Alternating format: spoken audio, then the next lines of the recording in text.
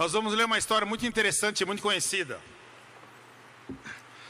sobre dois filhos que moram com o pai, é o mesmo pai, a mesma casa, a mesma família,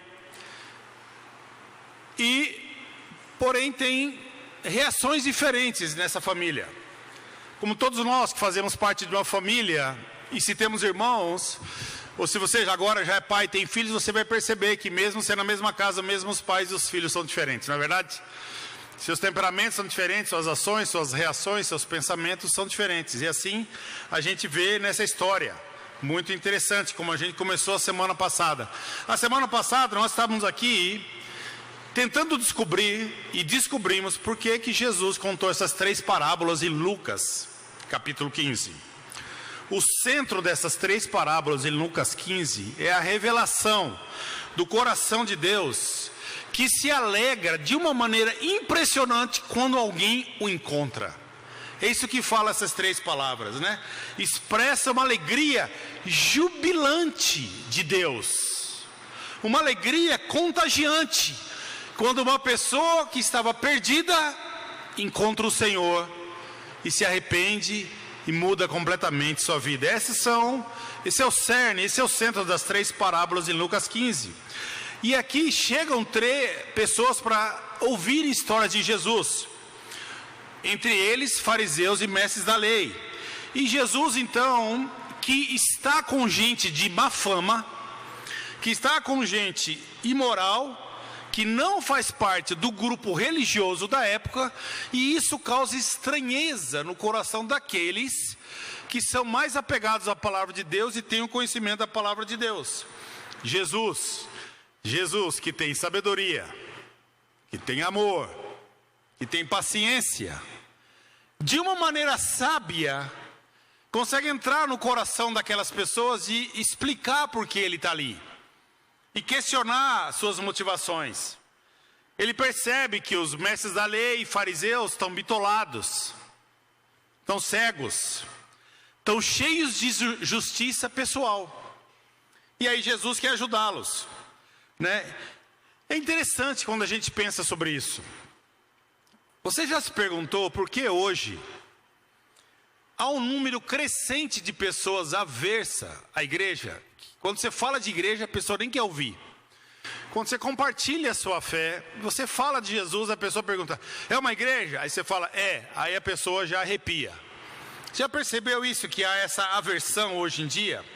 Por que tantas pessoas gostam de Jesus, admiram Jesus, leem sobre Jesus, mas não gostam mais das igrejas? Tem medo, às vezes, tem aversão. Muitos de nós já pensou nisso.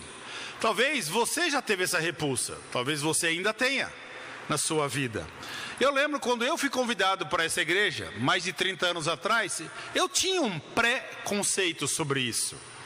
Porque eu vivi no interior de São Paulo a vida inteira, e eu via a vida das pessoas que iam nas igrejas e a minha vida.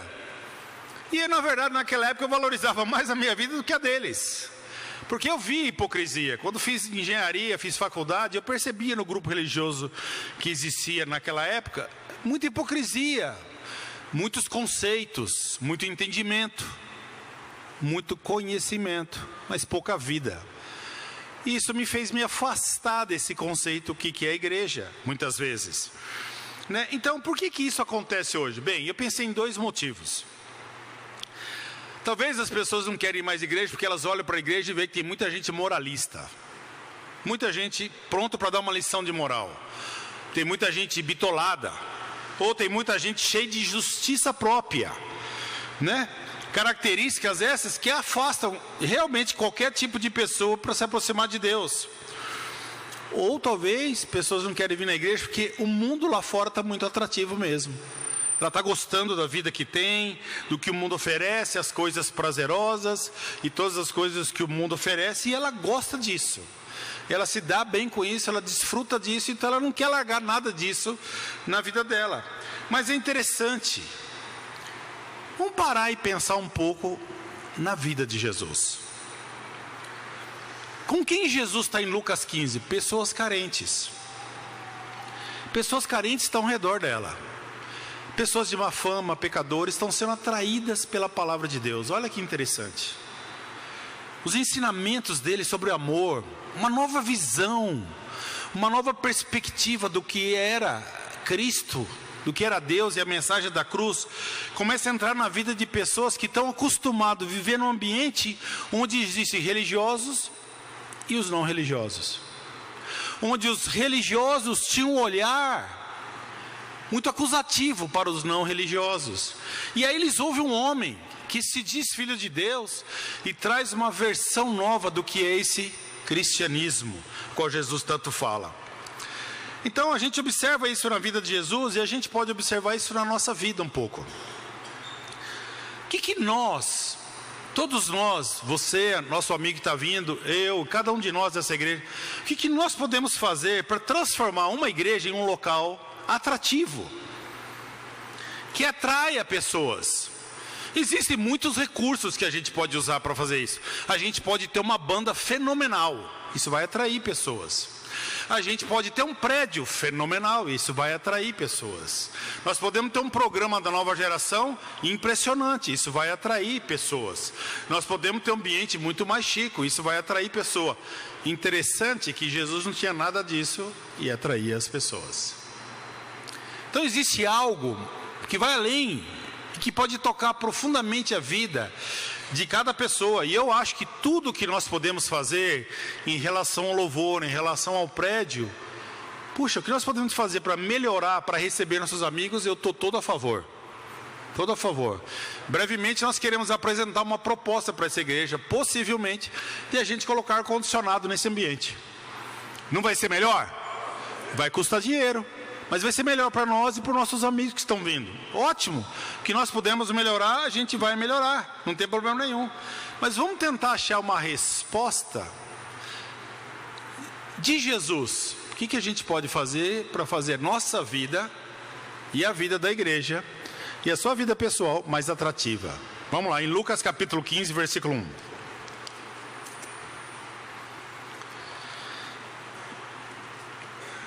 E a gente vai ficar nessas duas escrituras hoje, nesse texto todo.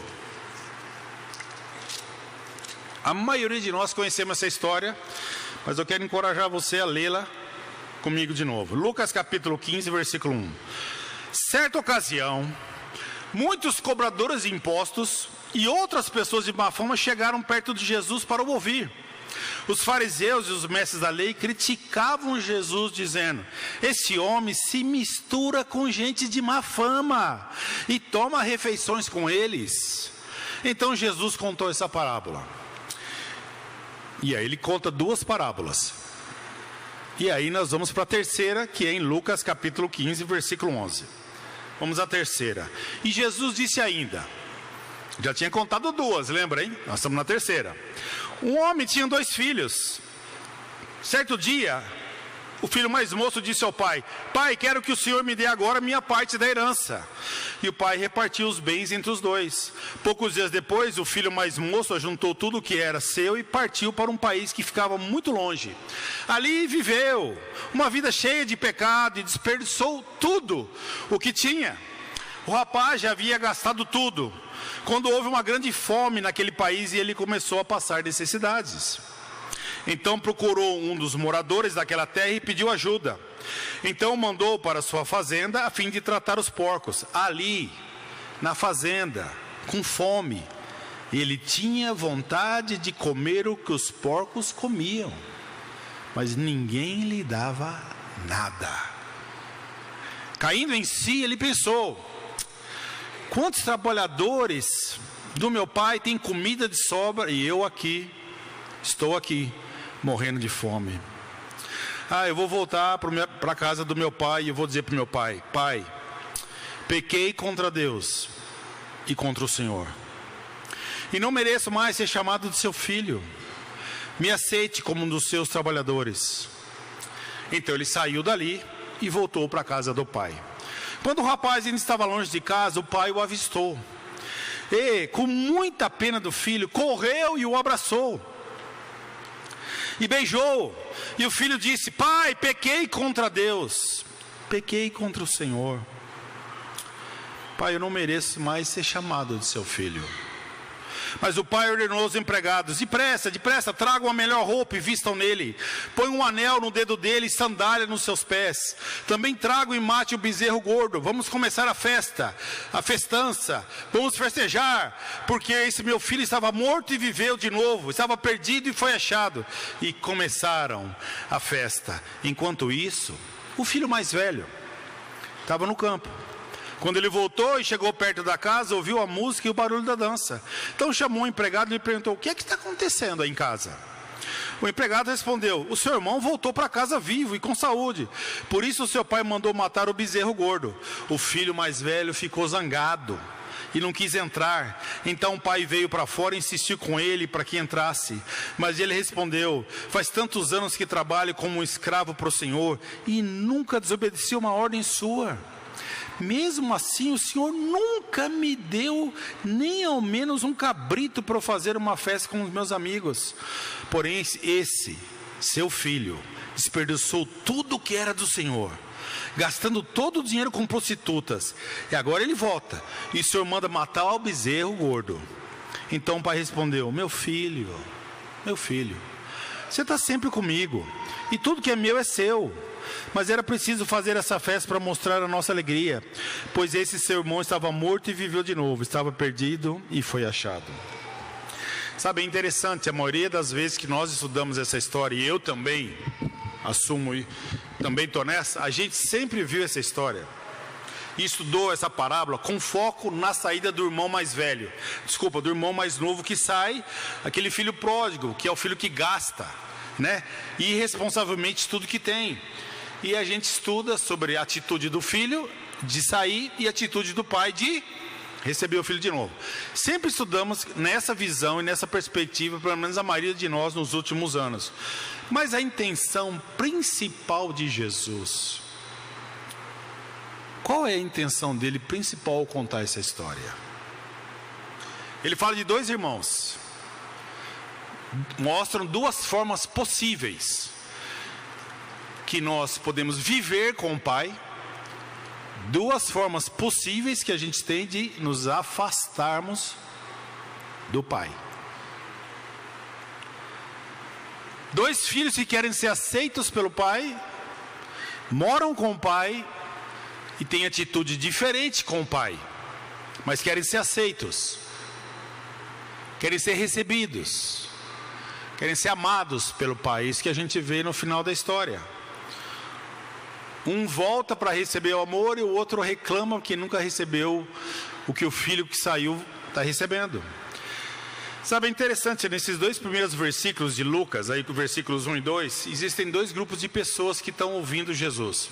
Os pecadores, pessoas de má fama, cobradores de impostos. E o segundo grupo são os fariseus, os mestres da lei, os religiosos da época. Pessoas que conheciam a palavra de Deus, que frequentavam a sinagoga. Nós falamos quem eram os fariseus a semana passada.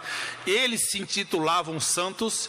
Os fariseus se intitulavam como pessoas separadas de Deus, né? Um grupo que foi criado 2 séculos antes de Cristo. Então eles se achavam de maneira muito mais especial que todo mundo. E eles estão lá.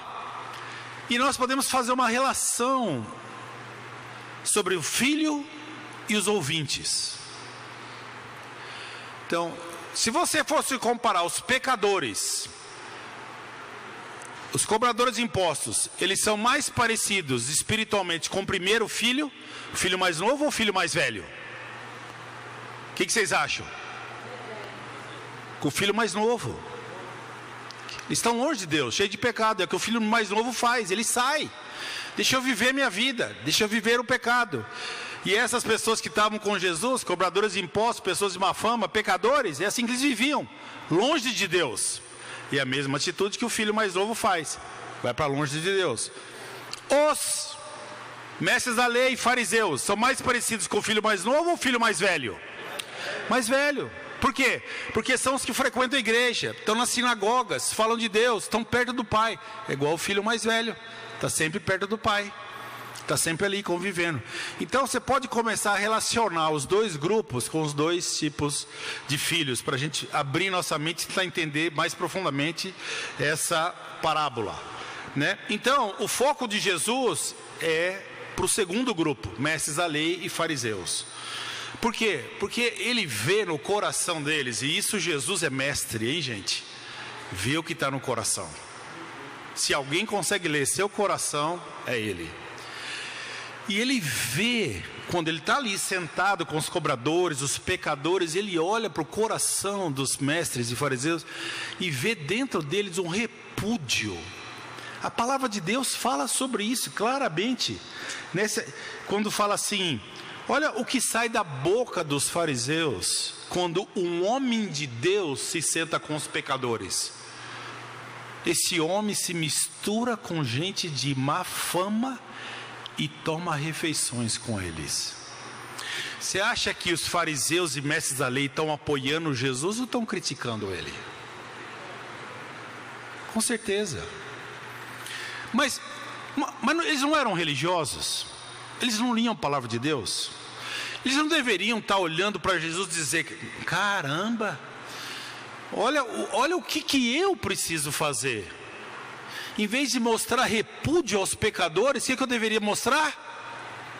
Amor, paciência, uma capacidade de amar que transcende meu entendimento e minha vida.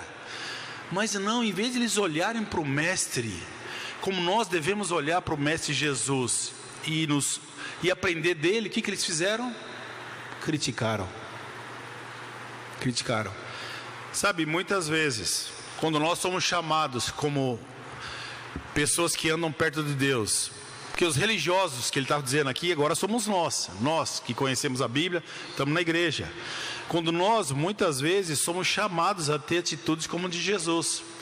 Quando você vive uma situação que perdoar é a coisa mais difícil, o chamado nosso é fazer o quê?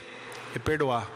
Mas muitas vezes o que a gente faz, tem atitude igual ao fariseu e mestre da lei. Como é que eu vou perdoar uma pessoa assim? E etc. Então, o chamado aqui é para a gente focalizar como que nós agimos, né? Que essa parábola desafia a gente, né? O filho mais velho é chamado a mudar a sua postura de coração no final da história. Jesus desafia cada um de nós a pensarmos e repensarmos, reavaliarmos o nosso pensamento sobre o que é Deus, quem é Deus, o que é salvação e o que é pecado. Jesus está dizendo que ambos grupos, religiosos e não religiosos, estão espiritualmente perdidos. O filho mais novo está perdido. O filho mais velho que vive ao lado do pai está perdido. Completamente perdido. E como que a gente pode descobrir isso? Porque ele tem a mesma reação dos fariseus. A mesma. Porque quando os fariseus veem Jesus como um pecador, que eles falam: olha, ele se mistura com gente de má fama. Quando o filho mais velho vê o pai com o filho mais novo, ele fala a mesma coisa. Como que o senhor pode passar tempo com um cara tão ruim, que fez tão mal para o senhor? É o mesmo coração. Percebe isso? Percebe? Então Jesus está dizendo, né, que nós temos que mudar a nossa relação com Deus, e alguma coisa está errado dentro de nós, para a gente começar a olhar o mundo de uma maneira diferente. Então, se nós temos religiosos e não religiosos, a pergunta é: de que lado está Jesus? Quem Jesus está apoiando? Sabe, é interessante a gente pensar no cristianismo do primeiro século. É difícil para nós, mas eu vou tentar enquadrar a gente nesse programa, nessa visão espiritual. Como era o cristianismo no início, bem lá no comecinho, né? O cristianismo no início não era visto como religião. Interessante. Pensa o que aconteceu com os cristãos novos, as pessoas que acabaram de ser convertidas, conversando com os vizinhos, seus vizinhos lá do bairro que eles moravam. Aí o cara falou assim: pô, vocês se converteram a esse tal Cristo Jesus? Sim, agora nós somos cristãos. Uau! E onde fica o templo de vocês? Templo? A gente não tem templo. Não, como é que vocês não têm templo? Não, a gente não tem templo. Como isso é possível? Então, quem são os sacerdotes que trabalham? Quem são os sacerdotes que fazem os sacrifícios? Não tem sacerdote. Não tem ninguém. Não, mas não é possível. Então, aí os vizinhos meio incomodados perguntariam, mas então pelo menos onde vocês fazem seus sacrifícios de louvor a esse Deus que vocês tanto amam e confiam? A gente não faz mais sacrifício. Pensa como era difícil para as pessoas entenderem toda essa mudança radical que existia na vida de um cristão, profunda, né?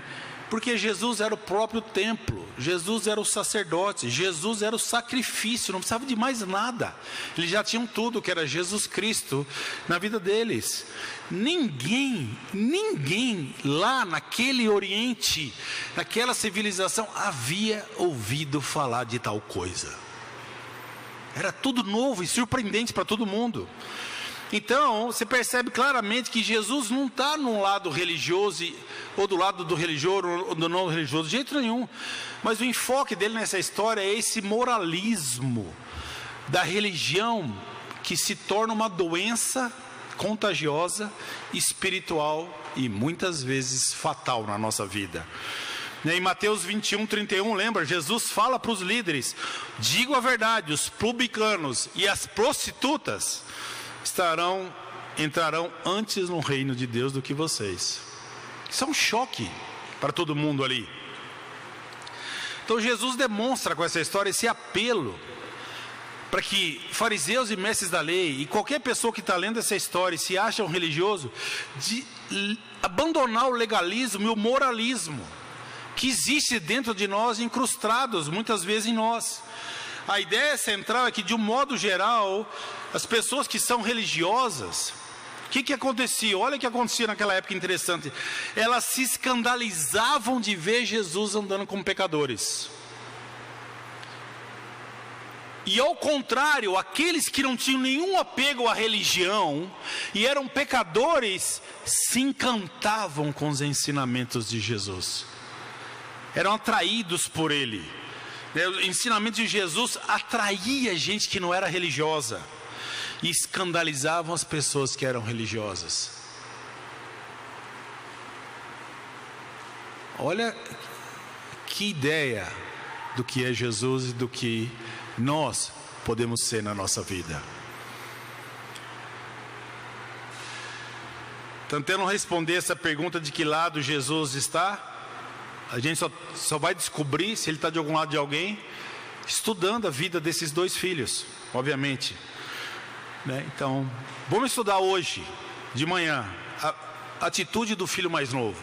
E a semana que vem te convido, a gente estuda a atitude do filho mais velho. Só para te lembrar, nós que somos os filhos mais velhos, nós nos enquadramos aqui nos filhos mais velhos, a maioria de nós. Para a gente ter filhos mais novos na igreja, a gente precisa ser menos filho mais velho. E você vai descobrir tudo isso hoje no próximo encontro. Então vamos lá, o filho mais novo, olha que interessante como ele começa. Ele chega para o pai e fala, no versículo 12: quero que o Senhor me dê agora a minha parte da herança. Me dê amanhã a minha parte da herança. Depois da manhã, um mês. Não, o cara chega e fala, eu quero agora, eu quero ir embora, quero sair de casa. É filho mais novo, rebelde. Filho mais novo é assim, rebelde. Geralmente famílias são assim. Quando tem o filho mais velho e o filho mais novo, o mais velho sempre é aquele que já arrumou uma profissão, já está sentado na vida, já está conduzindo, e o mais novo sempre é o rebeldezinho, né? Então muitas famílias têm essa característica, esse desenho muitas vezes, e acontece isso. Mas isso foi uma afronta. Isso foi um tremendo desrespeito que esse filho teve ao pai. Por quê? Quando ele pede isso, ele demonstra muito desprezo pelo pai. Pois a herança só era acessada por um filho quando o pai morria. Então fazer esse pedido enquanto o pai estava vivo era a mesma coisa que desejar a morte do pai. Então o filho mais novo tinha direito a 1/3 da herança, porque eles eram 2 filhos, e o mais velho a 2/3 da herança. Então ele ia pegar 1/3. Então quando ele vira para o pai e fala, eu quero agora a minha parte da herança, o que ele realmente está dizendo é o seguinte: eu não quero o Senhor, só quero os seus bens. Eu não quero o Senhor, eu quero o que é teu. Não estou interessado no Senhor. Boa parte das riquezas, olha que interessante, nessa época no Oriente Médio, eram compostas por terras. E essas terras faziam parte da vida das pessoas. Então, quando o pai tem que vender as terras, é como se vende parte de si mesmo, para poder dar o dinheiro para o filho e para sair. E quando você vendia suas terras, também você perdia um pouco do status que você tinha na comunidade daquela época. Então, eles viviam em uma sociedade profundamente patriarcal. Imagina, onde uma característica importantíssima daquela época era respeito pelos pais. Respeito pelos mais velhos.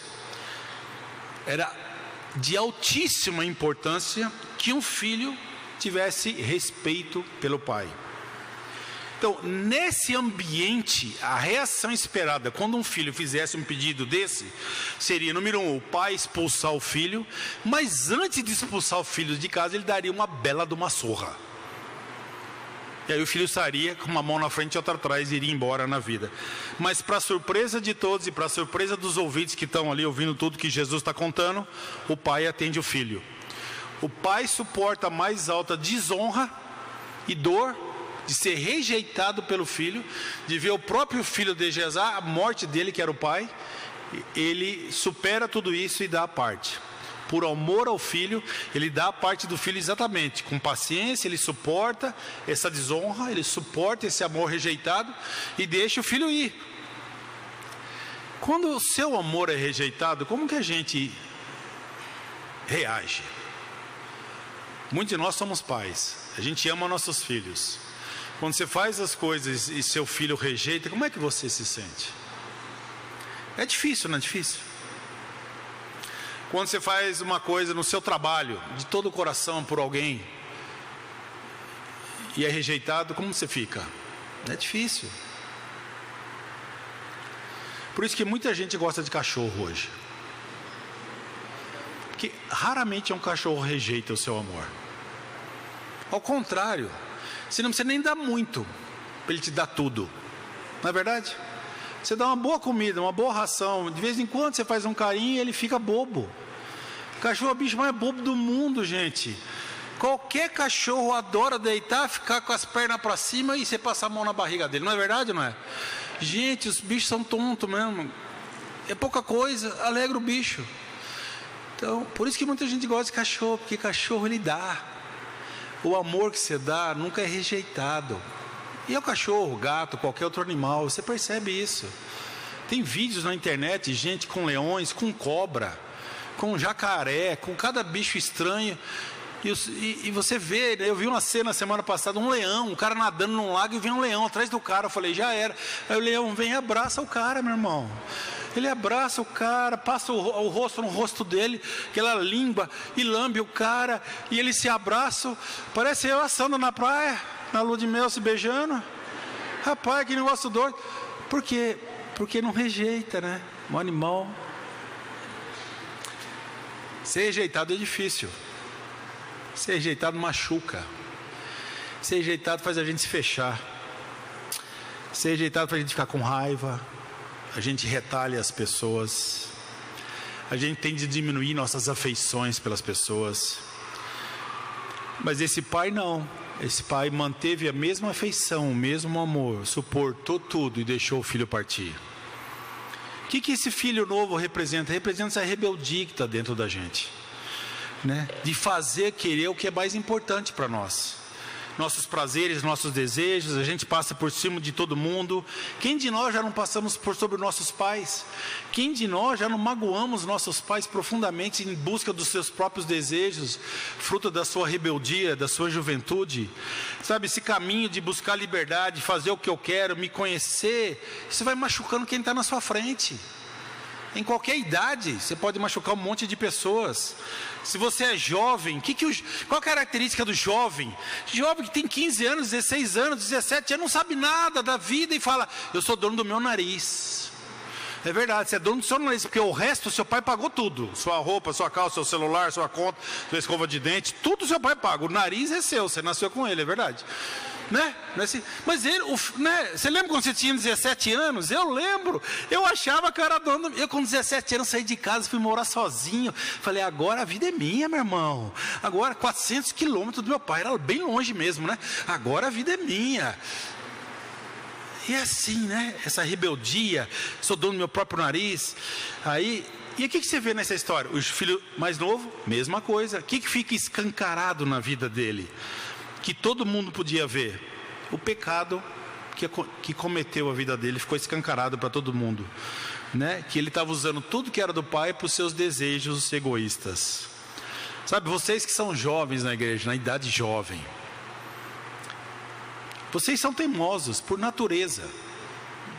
Não me diga que você é o cara mais santo e fácil de ser lidado no mundo. Não é. Filho jovem é teimoso, quer fazer o que deseja. Para isso ele mente. Todo filho mente, tá bom?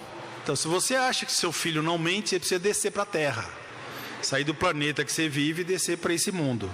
O filho mente. O filho faz coisa escondida. O filho faz rebelião, né? Se você não acha que seu filho é assim, lembra de quem você era com 17 anos, 16 e 15. Quem aqui não enganou os pais? Quem de nós, adultos, maduros, pais de família, gente formada aqui, não enfiou a mão dentro da bolsa da mãe e roubou dinheiro? Quem de nós fizemos isso? Quem de nós não falamos para os nossos pais que a gente ia para um lugar e ia para o outro? E a gente olha para os nossos filhos e fala, não, isso aí é geração 4G melhorada. É nada, meu irmão, é a mesma coisa, tudo igual. Então, quando a gente está criando filhos, nós temos que lembrar que tipo de filho nós fomos. Para a gente lembrar que quando a gente vê nossos filhos fazendo as coisas que nós fazíamos, a gente não ficar assustado. Como meu filho faz isso? Mas eu fazia também, né? E é interessante, porque os filhos, os jovens, né? Eles pensam que são mais importantes que o pai, que tem mais sabedoria que o pai, né? Que tem mais sabedoria que o professor, mais sabedoria que os amigos. Por quê? Porque é a mentalidade do filho mais novo. Tudo para mim, eu acho que é melhor que eu vou fazer com a minha vida. Adultos, tem adultos que têm essa mentalidade. Quando decidem fazer as coisas, faz sozinho. Tem gente que decide a coisa e não fala nem com a mulher, porque acha que é dono do próprio nariz.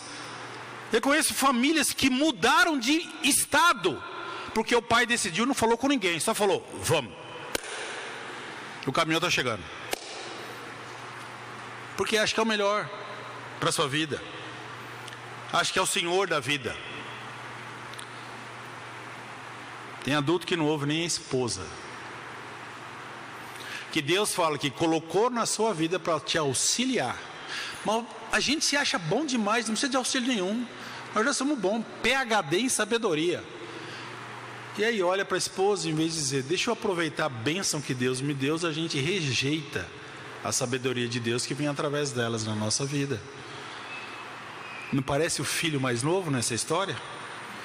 Casados, tem gente casada que simplesmente começa a brigar e decide, não, eu vou me separar.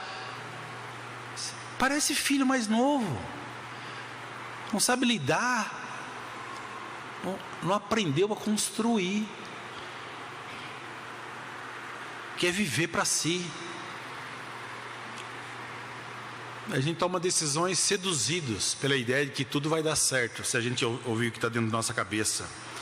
A gente ameniza os perigos, não fica pensando o que pode acontecer e só fica valorizando o quê? Os desejos.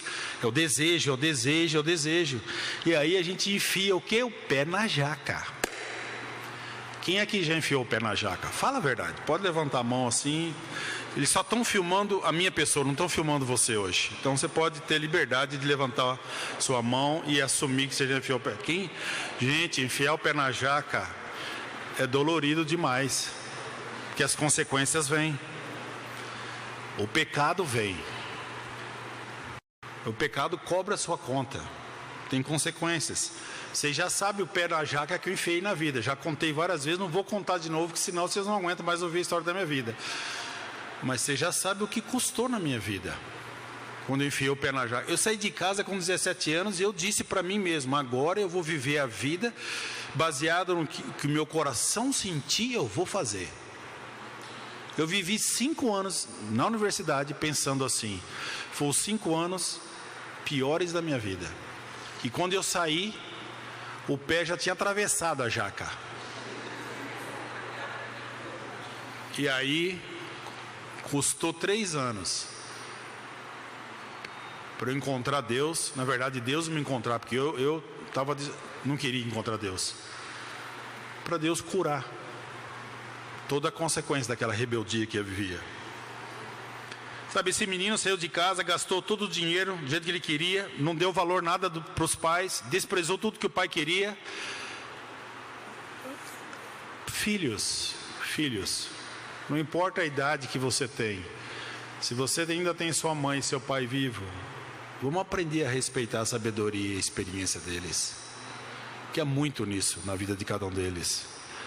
Esse menino não respeitou nada a sabedoria do pai. Sabe, é doloroso, irmãos e amigos, quando a gente, lá no futuro, descobre que perdeu algo que era de mais valoroso.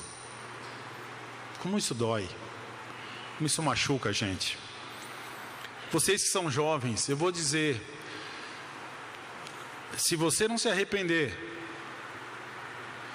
você vai pensar coisas como eu penso. Quando eu tinha 25 anos de idade, fui ter uma conversa com meu pai. Eu tinha que tomar uma decisão importante na minha vida. Eu fui ter uma conversa com meu pai, sentei com ele e conversei. Meu pai, com toda a sabedoria, experiência, maturidade e vivência, ele falou: filho, não faz isso nesse momento da sua vida. Espera. Eu com 25 anos, achando que eu era PhD em sabedoria, que eu era muito mais experiente que meu pai, que viu uma guerra dentro da família dele, na Itália, em 1944. Eu me achando superior a ele, falei: não, eu vou fazer o que eu quero, porque eu acho que eu estou certo e o senhor está errado. Meu pai fez a mesma coisa que esse cara fez, que esse pai fez na história. Meu pai não me desprezou, meu pai não me deserdou, meu pai ficou do meu lado. Infelizmente, meu pai viu eu de novo enfiando o pé na jaca. Mas o duro que ele viu, nem consegui esconder dele. E eu imagino a dor que deve ter provocado no coração dele, se eu tivesse apenas dito, naquele momento: eu vou respeitar o senhor, eu vou seguir seu conselho. Vocês são jovens e têm pais, meu conselho é: considera seus pais. A palavra de Deus fala em Efésios para você ouvir os conselhos do seu pai, porque esse é o primeiro mandamento com promessa, para que tudo te corra bem e tenha longa vida sobre essa terra. Senão você vai ter essas memórias que eu tenho e que eu me arrependo de não ter ouvido meu pai num dos momentos mais importantes da minha vida.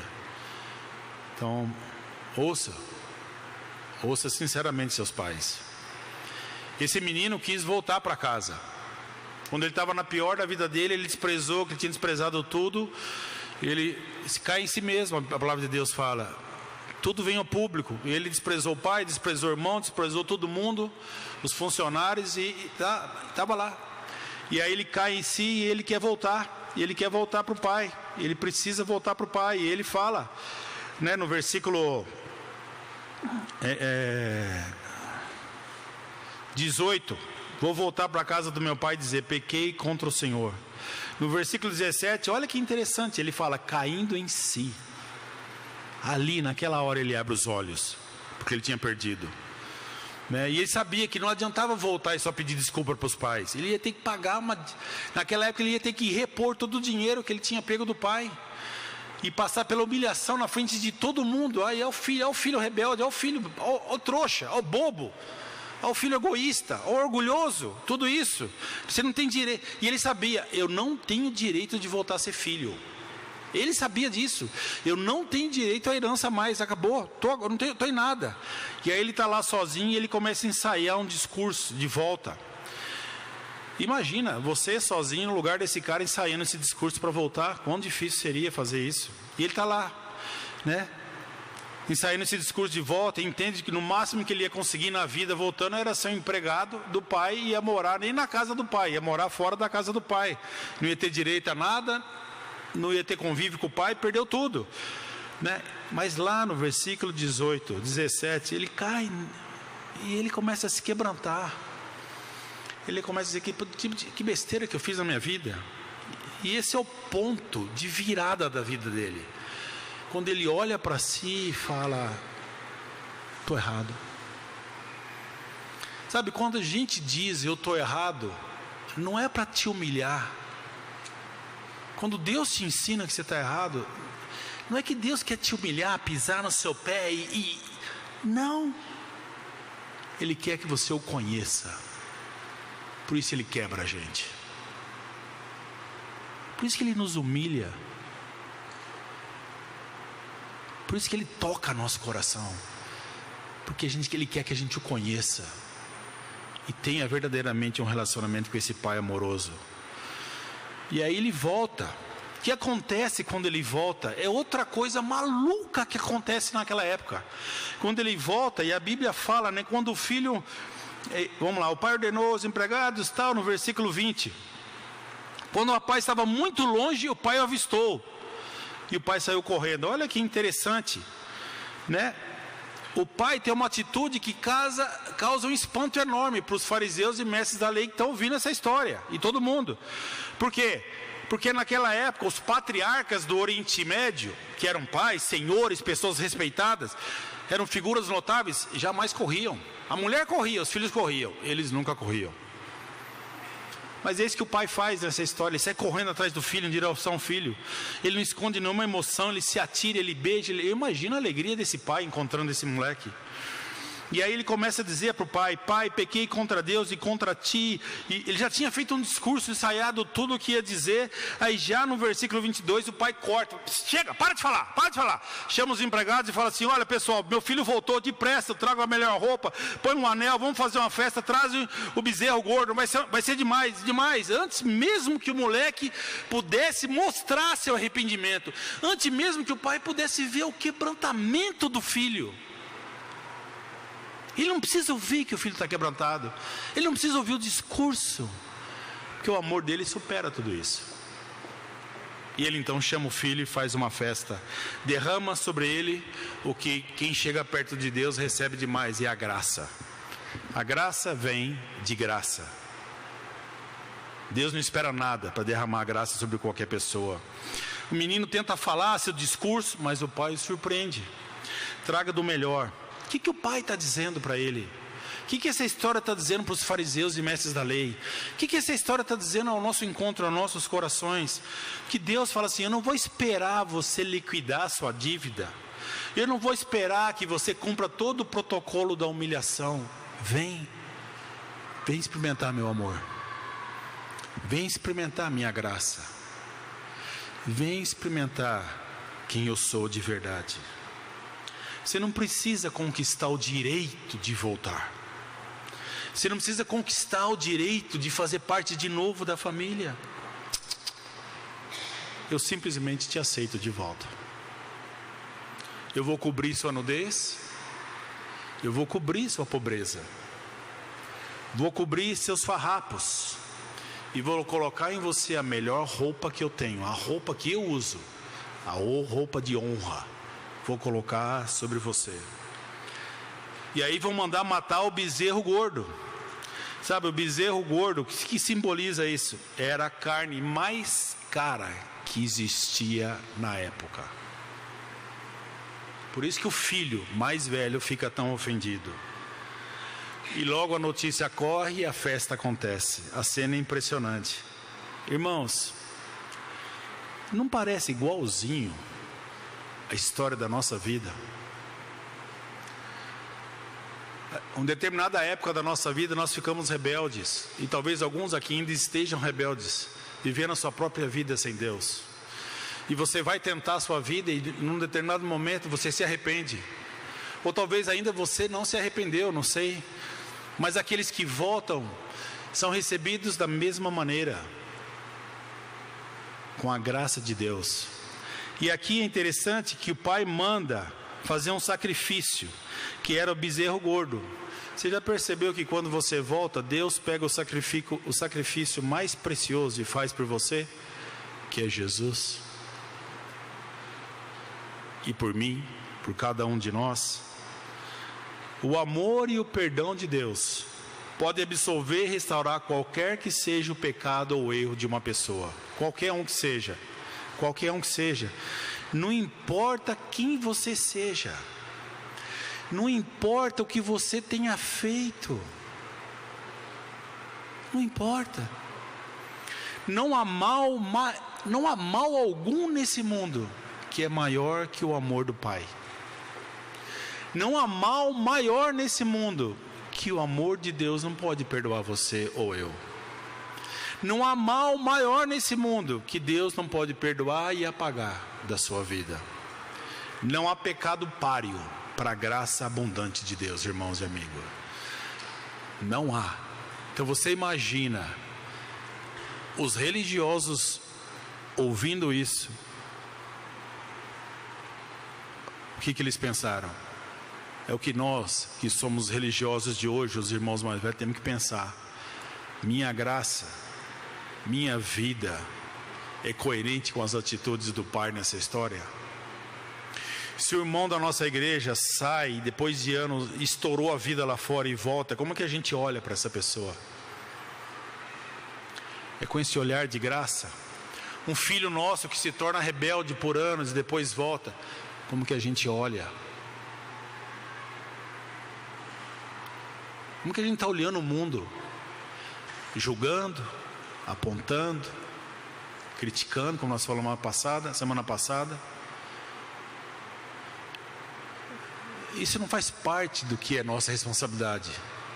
A nossa responsabilidade é se tornar como um pai mesmo, que ama, que não fica medindo pessoas, não fica julgando ninguém.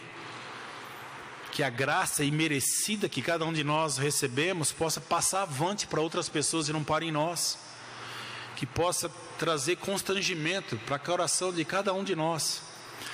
Sabe, o amor e a aceitação do pai por esse filho não tem condições. O pai só fala, a única condição foi ele se arrepender e querer voltar. E o pai o aceita de maneira preciosa.